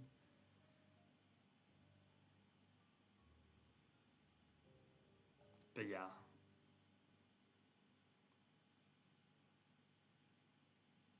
King g7 makes sense as well because we want to get out of any potential forks. So yeah, maybe in these structures where the knight's on e4, the king needs to be on g7 as well. This is probably worth keeping note of. I think I didn't play it because of f6. Maybe I thought this was a problem, but wow, it's not a problem at all. Yeah, I guess they just completely closed their attack, right? So this is not a problem. Okay, very interesting. Very good. Very good to see. Okay, and I think there's no more blunders after knight e4. So yeah, this one, you know, lots of good moves. King g7 is one of them. Okay, and then there's one final blunder here. Yeah, I tried to fight this on, like rook versus two rooks, but yeah, I didn't get very far.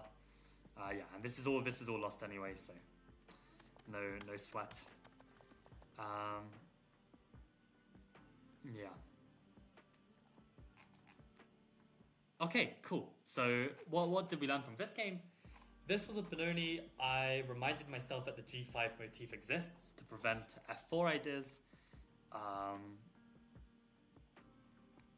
We also saw the real strength of his d6 push. So yeah, if I can blockade it, probably worth doing. I think this is the two main take-home messages. And yeah, then finally, after this game, I finally had one good game out of my set of 6 Blitz games. So let's have a look and let's learn from this one. I mean, it wasn't a great game. I mean, basically, it was just a very equal position for a long time. But okay, the guy was 100 elo higher than me, and I managed to like kind of, you know, keep some tension and you know, provoke him to blunder. So this, in my eyes, is like a decent game. Yeah. So Faz says the most important point is to understand why the evaluation is that certain number and compare lines to your expectations to find a subtle difference. You'll appreciate small details. Yes. 2200 Blitz is the rating where if you have a big weakness in your play, then getting the next 100 points is almost impossible to do. I think that's a really fair assessment. I agree with that. Yeah. Char says, I actually hate the engine. Also, welcome Char to the stream. Haven't seen you here. And also Jad Grafting. Welcome, welcome. Don't think you guys are regulars, so glad that you're still enjoying this. I hate the engine. I always keep it off, but it sounds like you guys are stronger than me anyways. I mean, I would say with engine, it's very useful when you don't have a coach. Like, if you have someone who can verbally critique your games, then obviously this is better. But yeah, I mean, like, by using engine and you know how to use it for self-study, it can be very useful because then, yeah, you're gaining new ideas in the position. And obviously an engine is very strong, so you get some really strong ideas in the position. So if you can use engine productively, not just turn it on, see the move and be like, oh, I should have played that and then move on. That's not useful at all. Then it's worth doing, I think. What do you think of English opening Reti? Jad, you're asking all the right questions because I mean, I played with Reti, like, you know, knight f3, c4, g3, bishop g2 for, God, like 7 years. I think this was my big thing before I started playing my Chessable course, 1c3. And actually, if you're curious on my lines, if you join the Chess Lifestyle Patreon, I share all my Lichess opening files with the Patreon subscribers, and yeah, like it's £10 a month to basically get like text communication coaching from me as well as like my files. But yeah, I've got a file on Reti and all of my lines within this knight f3. So I used to play it. I think it's really good. The reason why I stopped playing it is because in terms of my strengths and weaknesses, I think yeah, I can get in trouble more than my current Chessable course. So I think my Chessable course is like more suited to me personally, but I definitely think it's like a good repertoire and a good opening to play. And I played it for 8 years, and it was so much better than my results in 1e4 and 1d4. So I have a lot of love for the Reti, especially playing in the style of c4, bishop g2. Like, this is, yeah, the kind of Reti that I like. I mean, one of the main resources that I use to get good at it is this one by Alejandro Ramirez. Like, okay, it's a shame that you know, the guy has you know, a dodgy side character, you could say, but his chess base, his Fritz trainer, this course is absolutely fantastic. I mean, if you're not sold by my Patreon promotion, I would really recommend like trying to get a copy of this because yeah, the lines are absolutely fantastic. It's great for club players, and yeah, the kind of yeah, model games he showed. It's a fantastic course. It's really fantastic. So you know, support a predator. I'm kidding, obviously. But yeah, no, the course is very good. The course is excellent. But okay, yeah, let's learn from this. So okay, I still managed to make 3 blunders. Wow, and I was making blunders right near the end as well. That's quite depressing. But yeah, what happened here? So this was move 16 where I make a big blunder. Wow, bishop d6 is blunder, okay. Let me show you how it came about. So this was c3 Venom. We get transposition to a sideline of the d5 main lines. And black plays for e5, which I'm not so bothered about. This is just an equal position where there's a lot of play for both sides. And did not like my queen a3. What else am I supposed to play? Take on b6, right. Not so sure I like taking on b6, and I think queen a3 is fine. But then yeah, I needed a way to deal with bishop f8. And bishop d6 was always my play, and if I don't have bishop d6, then maybe I do need to reflect on this opening. But oh, and I'm actually plus 0.7 here. What did I miss? I'm plus 0.7.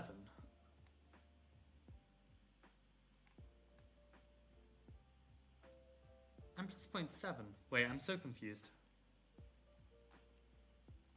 Alright, let's turn this on and have a look. Oh, so this is actually a really big advantage. Well, not a really big advantage, but it's like a significant advantage. So yeah, the pawn is hanging. So let's say we okay, I mean, we could start with g4 as well, but I'm always afraid of this kind of stuff. Like this always like makes me worried. Just go rook d1. We don't care about the knight coming in. And I guess we just play around it. Wow. So we just play against this pawn. Yeah, obviously the pawn is hanging right now, so they'd need to deal with it. I was thinking like knight g5. Yeah, knight g5 is a move. Interesting.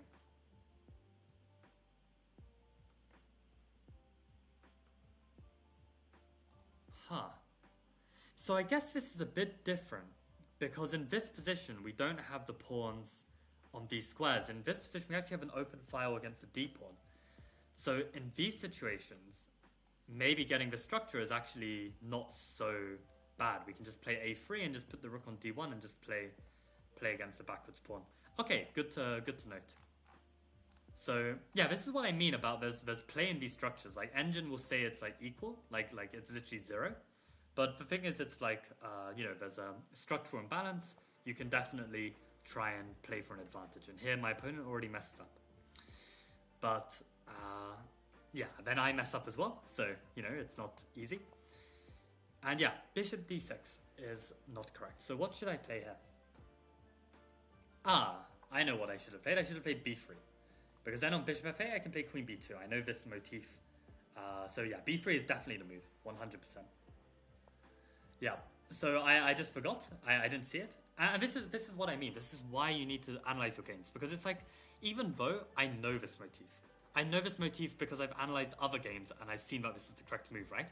But it takes so much experience and reviewing your mistakes to finally start playing the correct moves, right? So even though I know b3 is correct, I just didn't see it in the game. Or like when I played that Benoni game and I missed g5 twice, it's like I know g5, but I just didn't see it because it doesn't cross my mind because I don't have enough experience of playing it, right? So you need a lot of experience. So b3 is correct. Yeah, which gives me a lot of confidence that queen a3 is also just fine. Just queen takes b6 is even stronger, I guess. And bishop d6 is a blunder. So let's actually try now and understand what was the mistake. Why is bishop d6 -3? My first instinct was like maybe like he can sack and then like I somehow lose the queen or something. But I always thought I can retreat on this diagonal, so...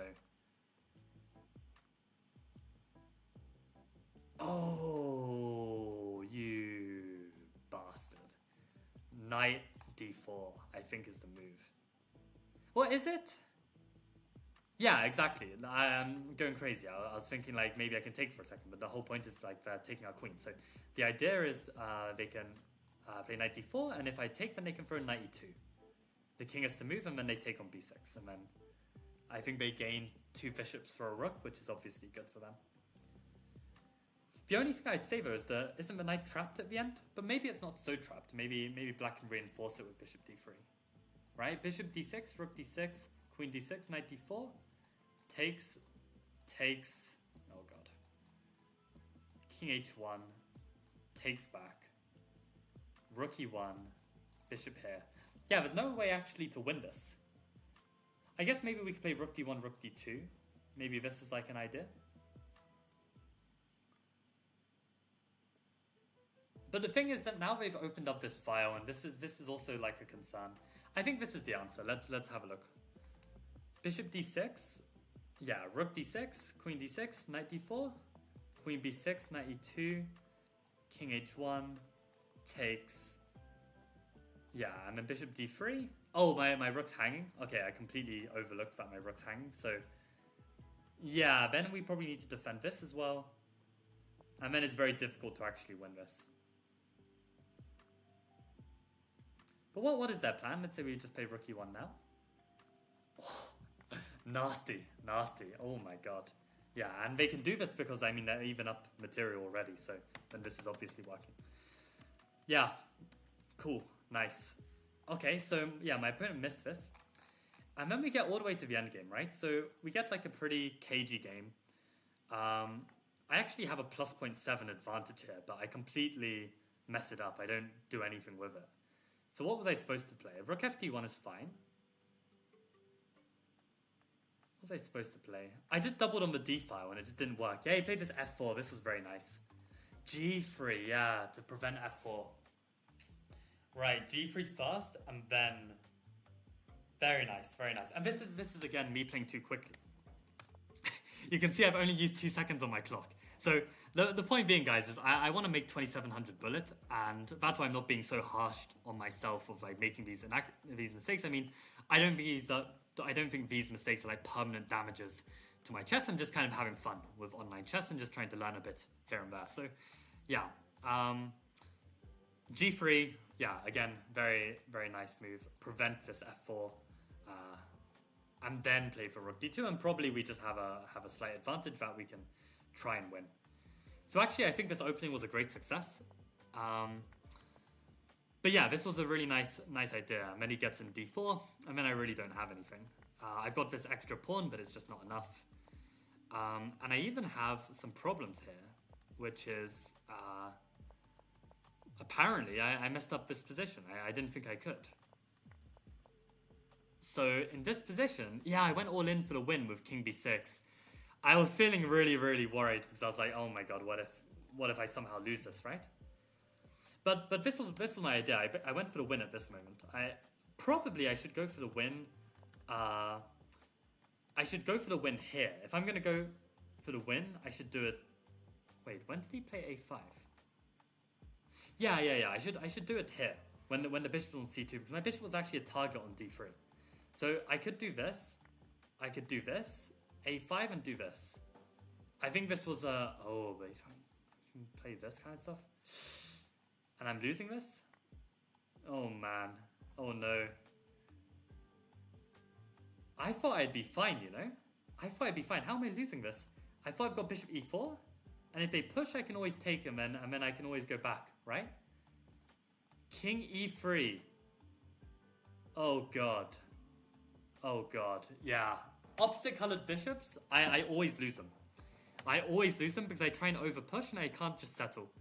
And the worst ones for over pushing are the ones where you're like slightly better, right? You've got an extra pawn and you're like, oh, I should win this or something. Oh my god, I should never try and push this. But in the end I actually won this, so yeah, my opponent messed up. So I guess here, I should just go back. Just prevent my opponent's king getting active. And now he actually gets active. I play bishop e4, and this is like a disaster because he's just going to come in. And yeah, he decides to go back. He decides to chicken out. But I think basically if he goes in, I think it's really... Or maybe he plays bishop d6 first. Yeah, bishop d6, cement this pawn, and then he'll enter, and I'm probably toast. I'm probably complete toast here. But what should I have played? If I go there, he can still come here. So I don't really see the difference. I don't think I can take because they can do this. So what am I supposed to do? I mean, I think it has to be bishop c2, but I don't really understand the difference. So why is this working? So if bishop d6... Oh, we have g5. Wow. Wow. I didn't even consider this break, this whole game. I probably should have, but it didn't cross my mind. So yeah, I'm just in time to save, and actually, yeah, maybe I've even got some winning chances here. And black's the one who has to be very careful. Wow, what a position. What a crazy position.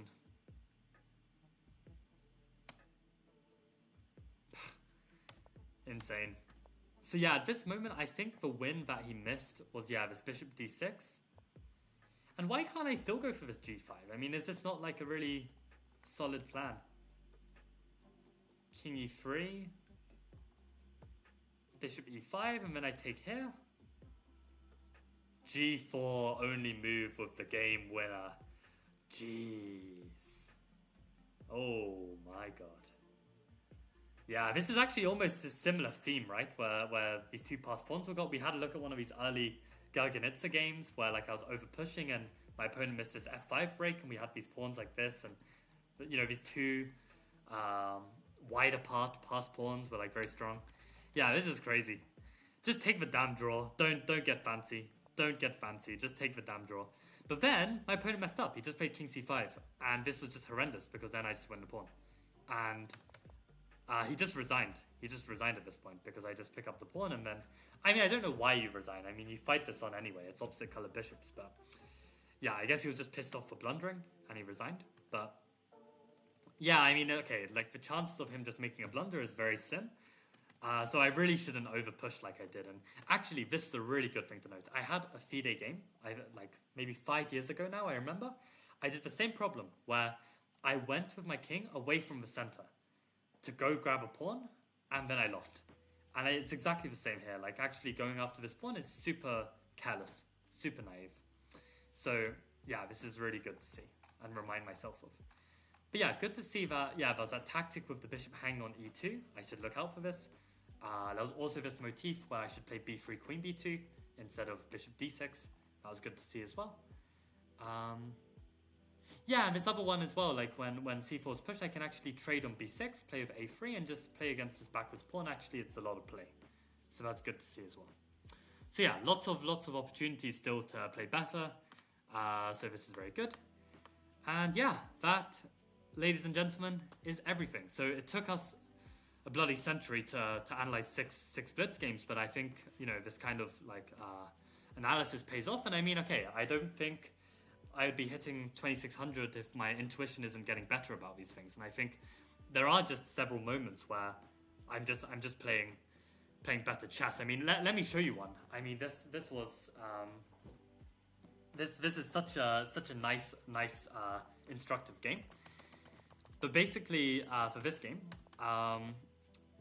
yeah, like my opponent played a5, and now I know that I should just take on b6 and play a4, not mess around with any of this nonsense. But it's incredible that this a pawn becomes such a thorn. Now in this position, you know, people suck against c3 Venom, and he played e5. I just win a pawn for free. And what do you do when you're up a pawn? You just trade the pieces, right? So I just trade all these pieces. This was a really nice move as well, knight c4, because even if they decline the trade, I trade a piece by force. Yeah? And have a look at this. It's absolutely incredible. So I played rook fd1, very natural move. Bishop f3, getting ready to trade. And what would be your most natural move here? Like, think for like 5 seconds, and what would be your most natural move?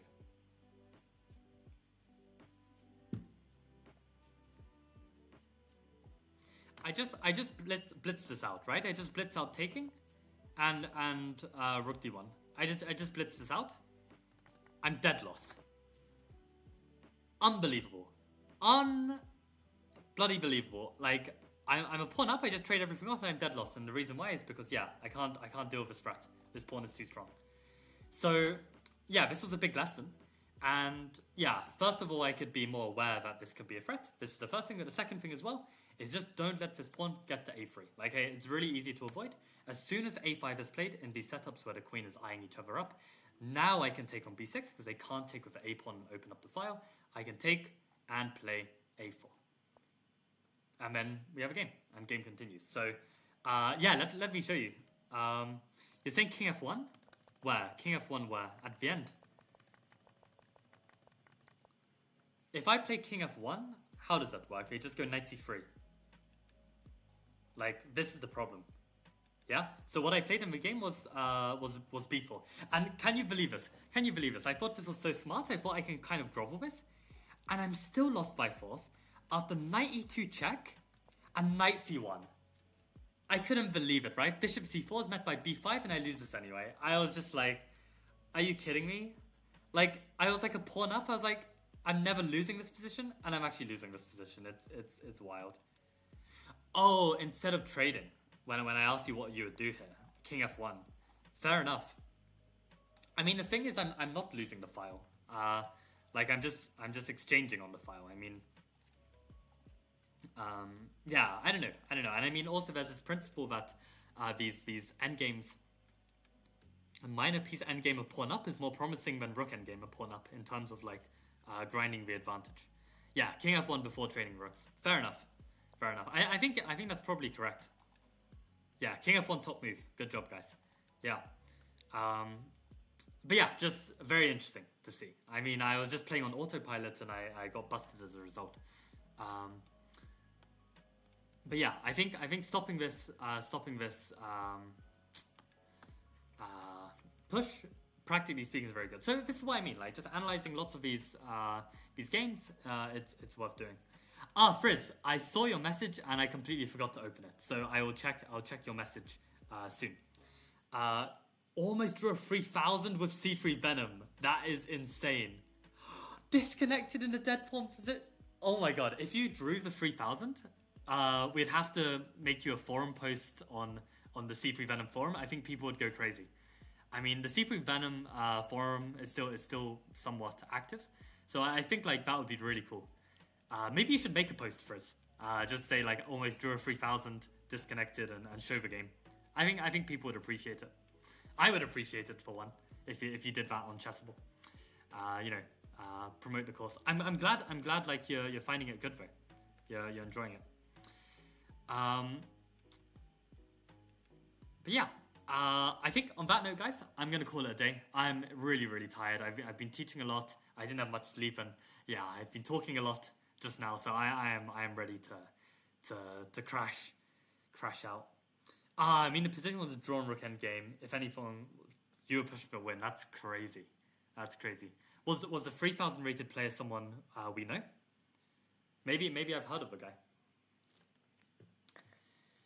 Wow, we even finished the whole credits of the Zelda. So this has been a solid 2-hour stream. Black can't make much progress with their king and the position. White relatively. Right, I see. Yeah, fair enough. Yeah, so we can make some more improvements before we trade. Right. Jules Moussard, that's insane. That's insane. You had like a better position against him with C3 Venom. That is sick. Honestly, first, yeah, you'd make my day if you make a forum post about this game. If it's a good C3 Venom game. I mean, if it was a terrible opening and then you managed to outplay him later, then this wouldn't be very good press. So, yeah, I'll check your comments and have a look at the game as well. But yeah, thanks everyone for tuning in. Hope you guys learned something from this analysis. And yeah, onwards and upwards, chess lifestyle style. Yeah, until next time. Okay, see you guys.